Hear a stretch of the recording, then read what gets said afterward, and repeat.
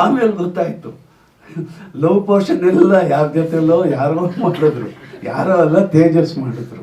ನಮಗೆ ವಯಸ್ಸಾದ ಮೇಲೆ ಅಲ್ಲೆಲ್ಲೋ ಕೂತ್ಕೊಂಡು ಯೋಚನೆ ಮಾಡೋದು, ಅಲ್ಲಿ ಯಾರ ಹತ್ರ ನನ್ನ ಅಂತರಂಗದ ಒಂದು ಭಾವನೆಯನ್ನು ಹೇಳಕ್ಕೆ ಹೊರಡೋದು, ಈ ಥರದ್ದು. ಆದರೆ ನಾನು ಸುಮ್ಮನೆ ತಮಾಷೆಗೆ ಹೇಳ್ತಾ ಇದ್ದೀನಿ.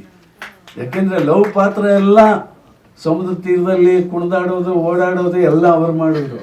ನಾನು ಸಮುದ್ರ ತೀರದಲ್ಲಿ ಕೂತ್ಕೊಂಡು ಯೋಚನೆ ಮಾಡೋದು ಮಾತ್ರ ತೆಗೆದ್ರು.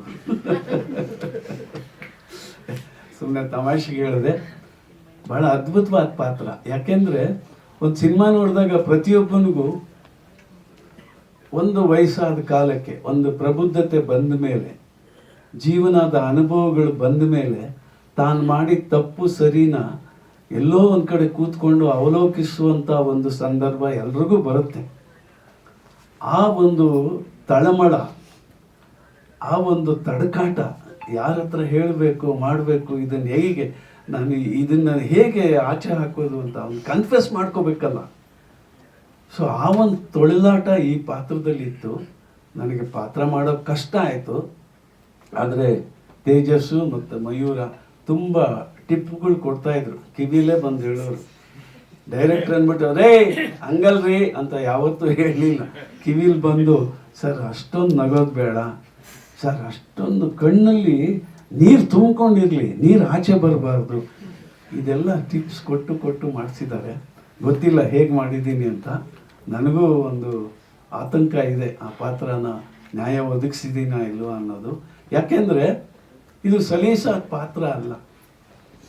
ಭಾವನೆಗಳು, ಆಮೇಲೆ ಸಂಭಾಷಣೆ ಇಲ್ಲವೇ ಇಲ್ಲ. ಆ್ಯಡ್ ಫಿಲಮಲ್ಲೂ ಕಡಿಮೆ ಶಾರ್ಟ್ಸಲ್ಲಿ ಅವರ ಪ್ರಾಡಕ್ಟ್ ಬಗ್ಗೆ ವ್ಯಕ್ತಪಡಿಸ್ತಾರೆ. ಇಲ್ಲೂ ಹಾಗೇನೆ ಒಂದು ಶಾರ್ಟಲ್ಲೇ ಸುಮಾರು ವಿಷಯ ಪ್ರಕಟ ಮಾಡಬೇಕು. ಅದು ಆ್ಯಕ್ಟ್ರ್ಗಳಿಗೆ ಚಾಲೆಂಜ್. ಅದನ್ನು ಮಾಡಿಸಿದ್ದಾರೆ. ಹಾಗಾಗಿ ಇನ್ನು ಟಿ ನೀವೇ ನೋಡಿದ್ದೀರ. ನಾನು ಇವ್ರ ಬಗ್ಗೆ ಏನು ಹೇಳೋದು. ಇವರಾಗಲೇ ಜಯದ ಹಾದಿಯಲ್ಲಿದ್ದಾರೆ. ಜಯ ಮುಂದುವರಿಲಿ, ಸದಾ ಇವ್ರ ಬೆನ್ನಿಗೆ ಜಯ ಇರಲಿ.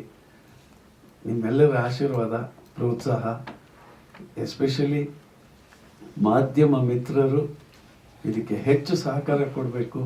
ಯಾಕೆಂದರೆ ಬಹಳ ವಿಶೇಷವಾದ ಒಂದು ಸಬ್ಜೆಕ್ಟು, ಆದರೆ ಪ್ರತಿಯೊಬ್ಬರಿಗೂ ಕನೆಕ್ಟ್ ಆಗುತ್ತೆ ಈ ವಿಷಯ.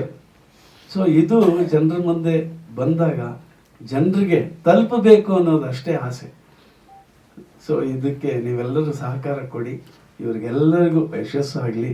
ನಾನು ಇನ್ನು ಬೇರೆ ಕಲಾವಿದರು ಎಲ್ಲ ತುಂಬ ರಂಗಭೂಮಿ ಮತ್ತು ಸಣ್ಣ ಸ್ಕ್ರೀನಲ್ಲಿ ತುಂಬ ಹೆಸರು ಮಾಡಿರೋರು ನೋಡಿ. ವಿದ್ಯಾಮೂರ್ತಿಯವರು ಇದ್ದಾರೆ, ಒಬ್ಬರು ಆ್ಯಂಕರ್ ಎಲ್ಲಿದ್ದಾರೆ, ಇವರು ಅವರೇ ಇಲ್ಲಿ ನಮ್ಮ ಕನ್ಸಲ್ಟ್ ಮಾಡಿದ್ರಲ್ಲ, ಬರ್ತಾ ಇದ್ದಾರೆ. ಎಲ್ಲ ತುಂಬ ಅದ್ಭುತವಾಗಿ ಅಭಿನಯಿಸಿದ್ದಾರೆ. ತೇಜಸ್ ಕೂಡ ಬಹಳ ಸಟ್ಲ್ ಆ್ಯಕ್ಟಿಂಗ್ ಮಾಡಿದ್ದಾರೆ, ತುಂಬ ಸಟ್ಲಾಗಿ ಮಾಡಿದ್ದಾರೆ. ಸಾಮಾನ್ಯವಾಗಿ ಅಭಿನಯ ಅಂದ ತಕ್ಷಣ ಡೈಲಾಗ್ ಗಟ್ಟಿಯಾಗಿ ಮಾತಾಡೋದು, ಕೈ ಬಾಯಿ ಹಾರಿಸೋದು, ಅದು ಯಾವುದೂ ಇಲ್ಲ. ಸಹಜವಾಗಿ ನಿಮ್ಮ ಮನೆ ಪಕ್ಕದಲ್ಲೋ, ನಿಮ್ಮ ಮನೆ ಸ್ಟ್ರೀಟಲ್ಲೋ ಯಾರ್ದೋ ಒಂದು, ಅಥವಾ ನಿಮ್ಮ ಅಂದು ಬಳಗದಲ್ಲಿ ಯಾರಿಗಾದ್ರೂ ಈ ಥರ ಸಮಸ್ಯೆಗಳಿದ್ದರೆ ಹೇಗಿರುತ್ತೆ ಅದನ್ನು ಎಲ್ಲರೂ ವ್ಯಕ್ತಪಡಿಸಿದ್ದಾರೆ ಅಂತ ನಾನು ಅಂದ್ಕೋತೀನಿ. ಎಲ್ರಿಗೂ ಶುಭವಾಗಲಿ, ಒಳ್ಳೆಯದಾಗಲಿ. ಬಹಳ ದಿವಸದ ಮೇಲೆ ಮಾಧ್ಯಮ ಮಿತ್ರರೆಲ್ಲ ಇದ್ದಾರೆ. ಎಲ್ರಿಗೂ ನಮಸ್ಕಾರ, ಒಳ್ಳೆಯದಾಗಲಿ.